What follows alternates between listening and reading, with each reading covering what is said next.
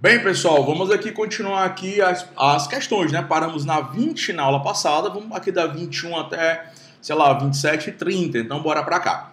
Questão 21. Silvio contratou você como advogado para ajuizar a ação trabalhista em face do empregador. Entretanto, na audiência, o juiz constatou que havia procuração nos autos. Diante disso, você requereu que fosse efetivado o registro em ata de audiência, no qual Silvio constituiu como procurador. Silvio anuiu com requerimento, com base na hipótese narrada, nos termos da CLT, a sanelha correta. Você sabe, esse que já é a segunda questão que a gente resolve sobre o mesmo tema, que a procuração pode ser escrita, ou a procuração ela pode ser verbal, né? Ou escrita ou verbal, se ela for expressa. Então, na verdade, a procuração pode ser tácita e expressa. Se ela for expressa, escrita ou verbal. Tio, explica rapidinho como é que funciona. O advogado tem que ter procuração. Constitui advogado, tem que ter procuração. O advogado foi para a audiência sem procuração. Não pode, mas acontece. Foi para a audiência sem procuração. Lá chegando, o juiz notou que ele estava sem procuração e o juiz deu prazo de 5 dias para ele juntar a procuração. Dentro de 5 dias ele pode fazer duas coisas. Uma, junta a procuração escrita. Cuidado que no processo civil são 15 dias. No processo de trabalho são 5 dias. 5 dias. Aí o advogado vai juntar a procuração escrita, acaba a audiência, volta para o escritório, redige a procuração, manda para o cliente, né? Manda para o cliente. E aí o cliente assina, manda para o advogado digitaliza, coloca no PJE. Isso dentro do prazo de 5 dias. Se o advogado não quiser ter todo esse trabalho, voltar para o escritório, fazer a audiência, mandar para o cliente, o advogado com base, olha aqui agora, o advogado com base no parágrafo 3º, tá? Com base no parágrafo 3º do artigo 791 da CLT.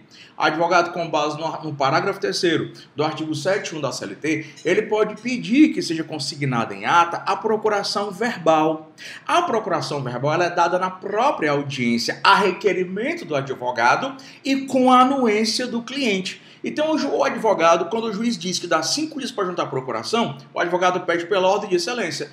Eu vou pedir que seja feita com base no parágrafo 3º de 791 a procuração e verbal. Aí o juiz, né? Escrever, menino, rejeitada a proposta de conciliação, o advogado reclamante ou reclamado requeriu que a procuração fosse verbal com base no parágrafo 3º do 791. Aí ele pergunta, o cliente, vai perguntar para o cliente, o senhor concorda, seu cliente? O cliente faz assim, aí, com a anuência do cliente. Então, a procuração verbal, ela pode, tem previsão legal, ela tem que ser a requerimento do advogado e com a anuência do cliente. Acontece que, enquanto a procuração escrita, que é a boa, é possível, além dos poderes para o foro em geral, são possíveis poderes especiais na procuração escrita. Poder especial para quê, professor? Para renunciar ao direito do autor, para confessar em nome do autor, desistir em nome do autor, ser citado em nome do autor e, o mais importante, receber e dar, quitação em nome do autor. E isso só é possível na procuração escrita. Na procuração verbal, não é possível. Na procuração verbal são só e somente só os poderes da cláusula adjudícia. Tio, e se o juiz der o prazo de 5 dias, tio? Ele deu o prazo de 5 dias e o advogado reclamante ou reclamado, eles não juntaram as procurações. Ah, meu amigo, aqui eu tenho 2 súmulas para você. A 383 e a 486 do TST. Se por um acaso o advogado do reclamante teve o prazo para juntar a procuração e não juntou, o processo é arquivado e o cliente dele condenado em custas processuais. Se for o reclamado, aí é revelia e confissão quanto à matéria de fato. Lembrando que a procuração pode ser tácita. Professor, quando é que acontece uma procuração tácita? Uma procuração tácita é quando o advogado foi para a audiência sem procuração e o juiz não notou que ele estava sem procuração. Como o juiz não notou que ele estava sem procuração, o juiz também não mandou ele juntar a procuração. Como o juiz não mandou ele juntar a procuração, acabada a audiência ele tem procuração. E a procuração dele é tácita. E ele pode até recorrer ao TST com procuração tácita, com procuração verbal e, claro, também com procuração escrita. Lembrando a vocês que a qualquer momento é possível que você, que tem procuração verbal ou que tem procuração tácita, a qualquer momento você pode juntar a procuração escrita, que é a melhor e a mais segura. Letra A, o mandato, no caso aqui verbal, é válido, verdadeiro, e os poderes apenas para o foro em geral, verdadeira. Letra A é verdadeira. Letra B de bola, o mandato, no caso, é inválido, falso, né? Que a gente já viu aqui, né, que o mandato é obrigatório, mas esse tipo aqui é válido porque a lei prevê, parágrafo 3º de 691, a lei prevê o mandato verbal. O mandato, no caso, é válido, verdadeiro, e os poderes são para o foro em geral, verdadeiro, bem como os especiais, falso. Só comporta poder especial, procuração escrita. E letra D de doida, o mandato é válido apenas para representação em audiência, falso, para o foro em geral, para recurso, para oposições, para embargos, para exceções, para defesa, nem se preocupe, tá? E claro que você pode tranquilamente juntar procuração depois, mas juntar a procuração depois você não vai regularizar não. A procuração verbal ela é regular, apenas não comporta poderes especiais. Questão 22. Em reclamação trabalhista ajuizada em fevereiro de 2018, quer dizer, já na reforma, os pedidos formulados por Paulo em face do seu ex-empregador foram julgados totalmente procedentes em relação à verba honorária, de acordo com a CLT, sabendo que o patrocínio de Paulo foi feito para advogado particular, o que hoje não tem nenhum problema, assinale a correta. Primeira coisa é que é honorário advocatício hoje, artigo 791-A da CLT e seus parágrafos. Lembrando também que os honorários advocatícios hoje na Justiça do Trabalho são entre 5 e 15%, eu tinha até botado 10 uma vez, vacilei, entre 5% e 15%, mínimo 5%, máximo 15%. Cuidado, que se o processo é julgado totalmente procedente, reclamante ganhou, reclamado perdeu, reclamado paga honorário de sucumbência ao advogado reclamante. Se o processo for julgado totalmente improcedente, tá? Se o processo for julgado totalmente improcedente, aí o reclamante perdeu. Se o reclamante perdeu, o reclamante vai pagar honorário ao advogado reclamado. Receptiu. E o reclamante, mesmo ele sendo pobre na forma da lei, PP, pobre paga. PP, pobre paga. Só mais uma. PP, pobre paga. Então, pobre hoje paga honorário. Pobre paga perito. Pobre pode até pagar custos no processo de trabalho. Então, se tratando de honorário de sucumbência, se o reclamante o processo for julgado improcedente, o reclamante vai ser obrigado a pagar honorários ao advogado do reclamado entre 5% e 15%. Segura que eu vou te explicar melhor isso aqui. E o processo pode ser julgado parcialmente procedente. Professor, como é que o processo é julgado parcialmente procedente? Imagina que uma reclamação trabalhista, a sentença condenou, o pedido na reclamação, o pedido era 10 mil reais, tá? O pedido era 10 mil. Só que o juiz na sentença reconheceu, condenou o empregador a pagar 8 mil. Se o empregado reclamante ganhou 8 mil, é porque o empregador foi condenado em 8 mil. O empregador vai pagar honorário, tá? Sobre 8 mil ao advogado reclamante. Acontece que o processo não foi julgado totalmente procedente. O processo foi julgado parcialmente procedente. Isso quer dizer o quê? Que se o reclamante ganhou só 8, é porque o reclamante perdeu 2 mil. Se o reclamante perdeu 2 mil, o reclamante vai pagar honorário de sucumbência em cima de 2 mil reais ao advogado reclamado, porque hoje, no processo de trabalho, né, são os parágrafos do artigo 791-A da CLT, pobre paga, PP, pobre paga. Paga com o quê? Paga com créditos do próprio processo, não tendo com créditos de outro processo, não tendo, aí é que o processo fica suspenso. A obrigação de pagar honorário fica suspensa por 2 anos e, durante 2 anos, o credor, o advogado credor do honorário, ele tem que provar que o reclamante tem dinheiro. Não provou, depois de 2 anos, a obrigação de pagar honorário é extinta. A União não paga. A União não paga. A obrigação de pagar honorários, essa obrigação, ela é extinta, tá? Então, vamos lá. Não haverá condenação em honorários, porque o autor não está assistido pelo sindicato de classe. Cara, isso aqui, essa necessidade de estar assistido pelo sindicato de classe para poder ter direito a honorário, isso aqui é antes da reforma. Hoje, cuidado que a FGV, ela pode cobrar exatamente assim. Cuidado que a FGV pode cobrar exatamente assim. Exatamente assim ela pode cobrar. Honorários advocatícios são devidos pela mera sucumbência, isso é verdade. Honorários advocatícios, eles são devidos pela mera sucumbência, e isso é verdade hoje, tá? Haverá condenação mínimo 10, máximo 20, não. É mínimo 5 e máximo 15. Então deve ser a letra C de casa.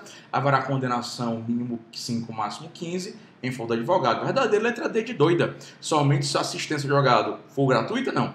Não precisa mais ser assistência judiciária gratuita. Não precisa mais haver assistência por sindicato para se falar em condenação e honorário. Cuidado, pobre paga, empregado paga. Questão 23.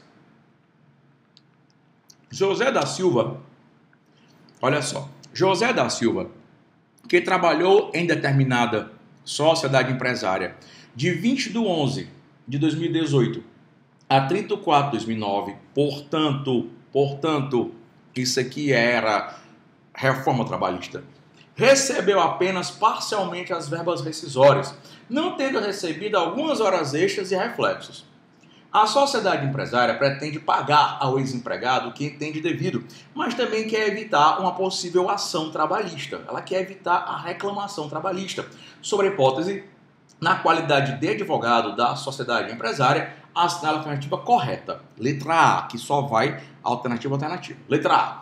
Deverá ser indicado e custeado um advogado para o empregado, a fim de que seja juizada uma ação para, então, comparecerem para um acordo, que estará previamente entabulado no valor pretendido pela empresa. Cuidado. Hoje você tem a ação de homologação de acordo extrajudicial. Ela é uma ação. É uma ação de homologação de acordo extrajudicial. Só que na homologação de acordo extrajudicial, ado a ado, cada qual com seu advogado. Ado a ado, cada qual com seu advogado. Tá? Não vai dançar não, Mônica, do quadrado não, que é muito feia aquela dança, viu? Então, ado a ado, cada qual com seu advogado. Então, o empregador contrata e paga o dele, o empregado contrata e paga o dele. Esse negócio de o empregador vai custear um advogado para o empregado, isso torna o item falso, tá? Isso torna o item falso. E é claro, né, que o restante está ok. Uma ação de homologação de acordo extrajudicial, tá? Que vai estar já os valores, com certeza, empregado e empregado vão fazer uma petição conjunta, tá? Vão fazer uma petição conjunta e vão, né, ingressar na Justiça do Trabalho. Letra B de bode, então ata falsa, né? Deve ser instaurado um processo de homologação de acordo extrajudicial, verdadeiro. Proposto em petição conjunta, verdadeiro. Mas com cada parte representada obrigatoriamente por advogado diferente. Esse item aqui é o verdadeiro, até porque no acordo extrajudicial tem que ter obrigatoriamente advogado. Cuidado com a letra C. Letra C. Deverá ser instalado o processo de homologação de acordo extrajudicial, verdadeiro. Proposto em petição conjunta, verdadeiro. Mas cada parte poderá não. Deverá, porque no acordo extrajudicial a representação para o advogado é obrigatória ou não, já que este trabalho vigora jus postulante, vigora, mas não vigora para a homologação de acordo extrajudicial, tá? E que é o artigo, eu não coloquei aqui para vocês, tá? Artigo, deixa eu ver qual é o artigo, vou pescar o artigo aqui.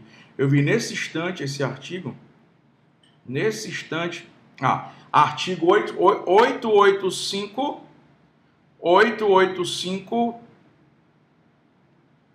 é B de bola, tá? Artigo 855. Artigo 855B de bola, pesquei.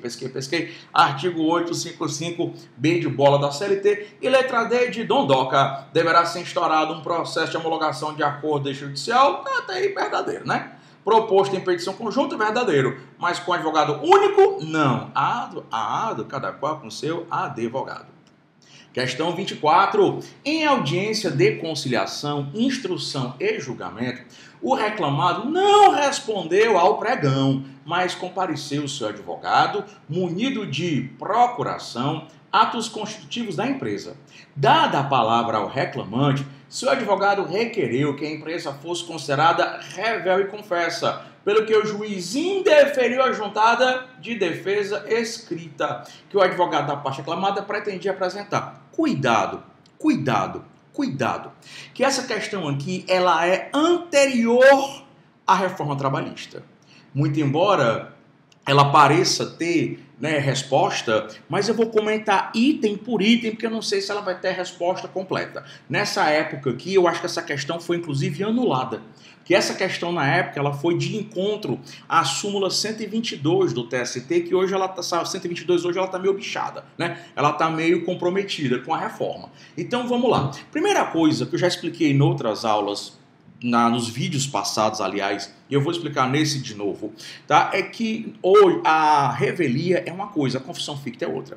Revelia é o não comparecimento da parte à audiência. Revelia é a não presença, é a ausência, tá? É a ausência da parte à audiência. Isso é revelia. A revelia, ela pode trazer ou não a confissão ficta. Confissão ficta é a presunção de que os fatos narrados pela petição inicial, esses fatos são verdadeiros. Então, revelia é a presunção de que os fatos narrados na petição inicial, por exemplo, eles são verdadeiros. Então, hoje, reclamante não compareceu, ou desculpa, reclamado não compareceu e nem mandou o preposto. Reclamado não compareceu e nem mandou o preposto, é revel.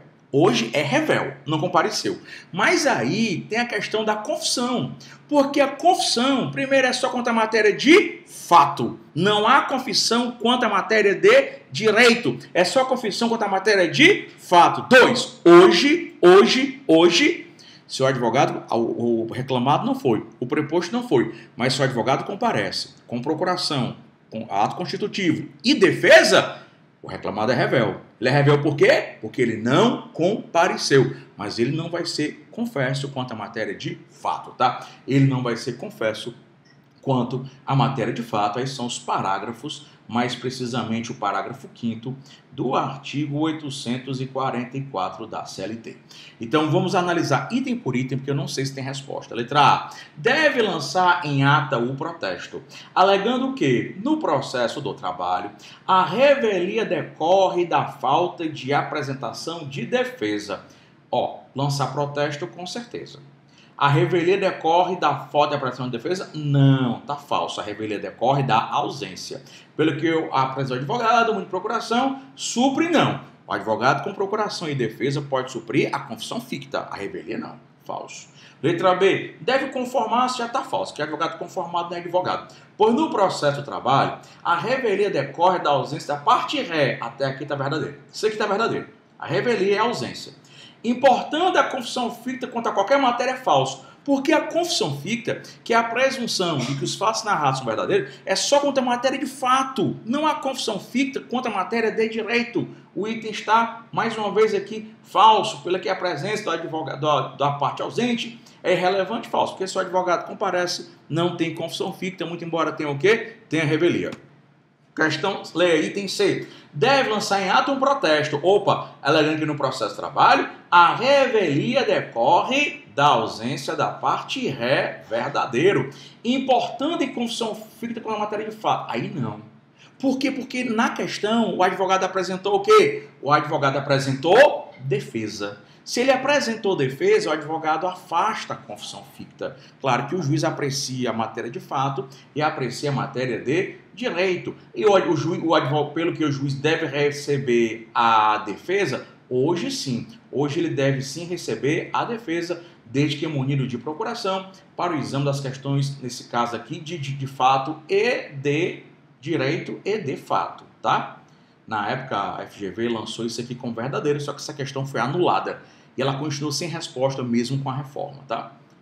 E letra D, deve-se conformar, já está errado, né? Revelia decorrer da ausência da parte ré, não. Revelia só da ausência da parte ré. Da falta de defesa, não, tá? Vamos lá, próxima questão.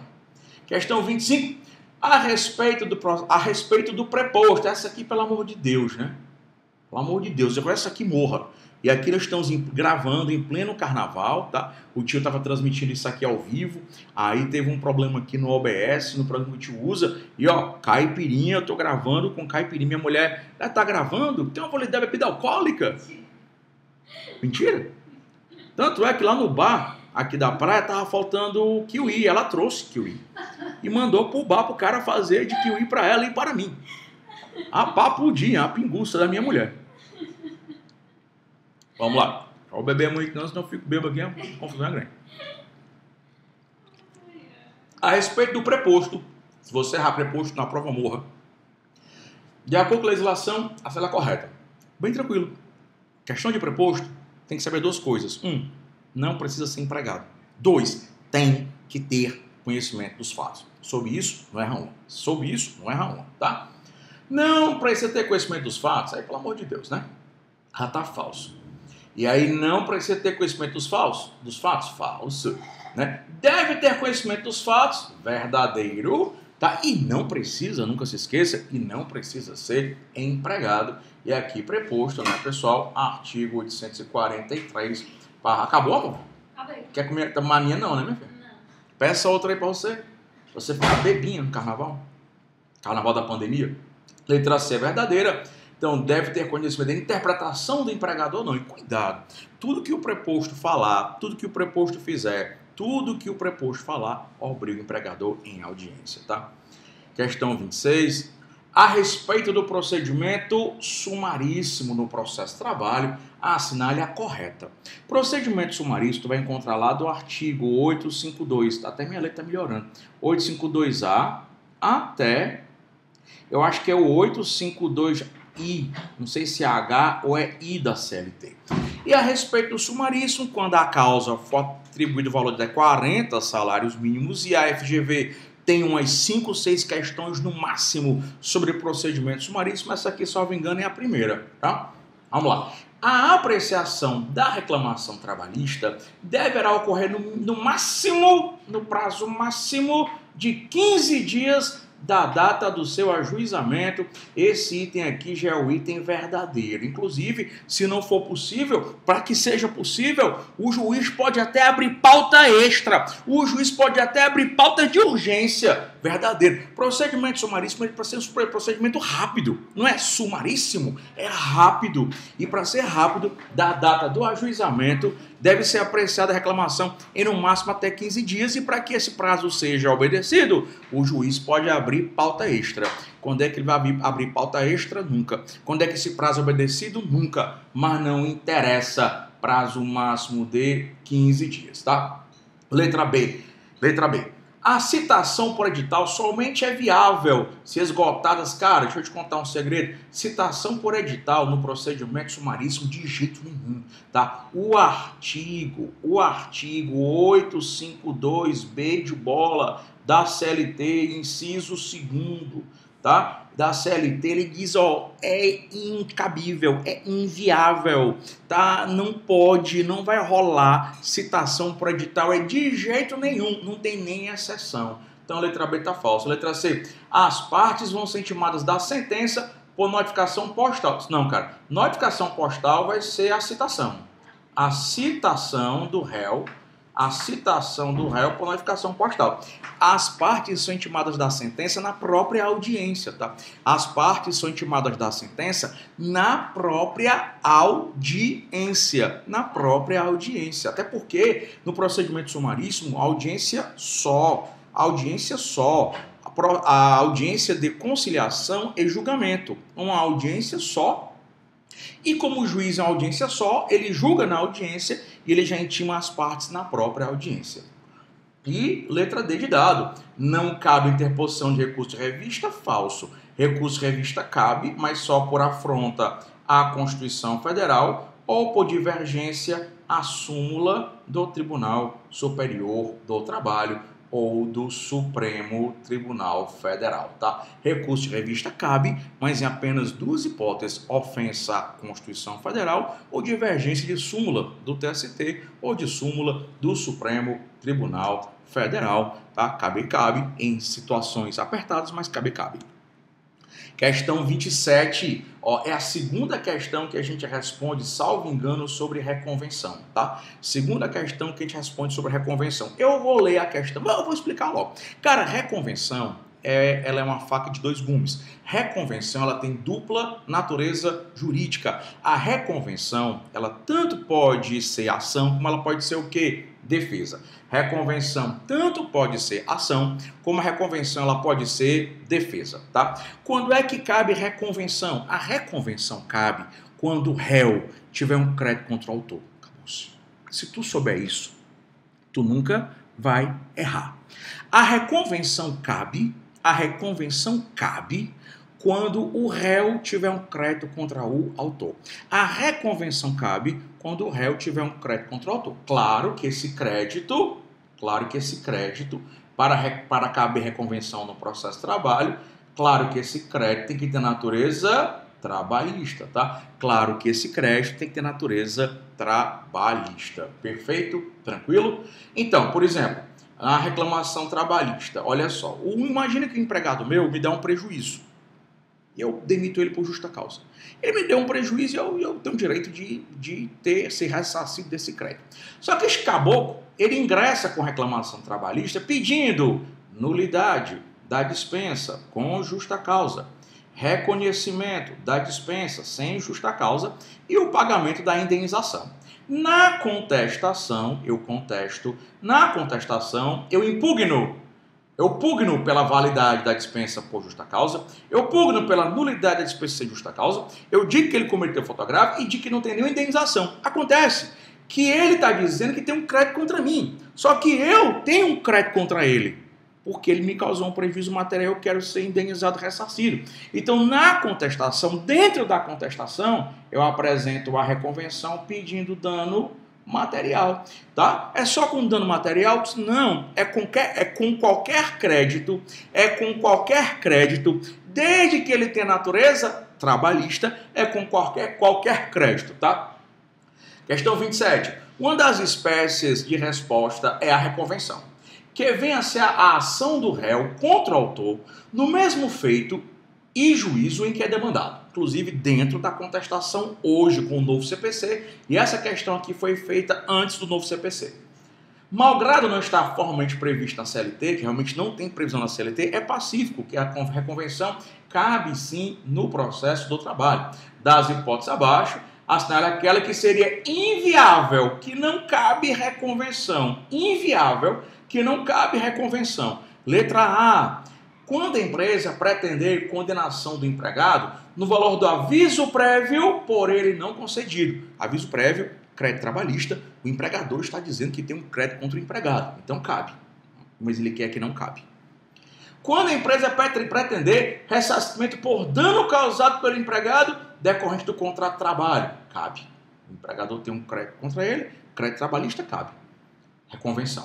Quando a empresa pretender a devolução do valor de um curso pago em benefício para o empregado e pelo qual o obreiro comprometeu-se a não pedir demissão durante determinado período, o que foi depois cumprido pelo trabalhador. Nesse caso aqui, tá? Nesse caso aqui, cabe. Tá? Nesse caso aqui, cabe. Porque foi um curso aqui em benefício do empregado. Isso aqui é perfeitamente possível, tá? Letra D, quando a empresa pretender, cabe. Letra D, quando a empresa pretender a devolução do valor pago pela compra de um bem do seu empregado que, após, verificou o vício redibitório. Esse bem aqui é que a questão está um pouquinho mal feita. Mas esse bem aqui, ele não tem nada a ver com crédito trabalhista, tá? Com crédito trabalhista. Ó, quando a empresa pretender a devolução de valor pago pela compra de um bem do seu empregado que, após, verificou o vício redibitório de forma alguma. Aí, nesse caso aqui, este bem, ele não decorre da relação de trabalho, não decorre da relação de emprego, então, consequentemente, não é possível a reconvenção no processo do trabalho, nesse caso aqui, tá? Nesse caso aqui. No caso do curso pago em benefício do empregado, com certeza foi para a relação de trabalho. Perfeito? Tranquilo? A gente vai resolvendo essas 5, 6 questões. Já deram aqui 30 minutos. A gente volta resolvendo mais questões já já.